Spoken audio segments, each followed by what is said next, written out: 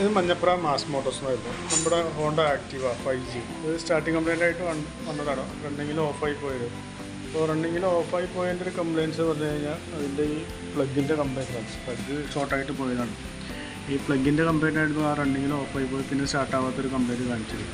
നമ്മൾ പ്ലഗൊക്കെ മാറ്റിയിട്ട് റീസെറ്റ് ആക്കിയിട്ടുണ്ട്. വണ്ടി സ്റ്റാർട്ട് ചെയ്തിട്ടുണ്ട്. നിലവിൽ വേറെ കുഴപ്പമൊന്നുമില്ല.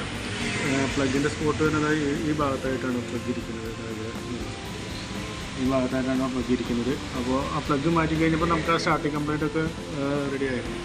പിന്നെ നമുക്ക് അതിൻ്റെ സെൽഫും കാര്യങ്ങളൊന്നും വർക്കിംഗ് അല്ലായിരുന്നു. അപ്പോൾ സെൽഫ് ചെക്ക് ചെയ്ത് നോക്കി കഴിഞ്ഞപ്പോൾ സെൽഫ് വണ്ടി വന്നപ്പോഴുള്ള ബാറ്ററിയാണ് ഇരിക്കുന്നത്, വണ്ടിയിൽ ഇരിക്കുന്നത്. അപ്പോൾ നമ്മൾ ആ ബാറ്ററിയുടെ കണ്ടീഷൻ കൂടെ ഒന്ന് ചെക്ക് ചെയ്ത് നോക്കുന്നുണ്ട്. അപ്പോൾ ബാറ്ററി ആയിട്ട് വോൾട്ടൊക്കെ ചെക്ക് ചെയ്ത് നോക്കുമ്പോൾ വോൾട്ടുണ്ട് 12.47 വോൾട്ടൊക്കെ കാണിക്കുന്നുണ്ട്.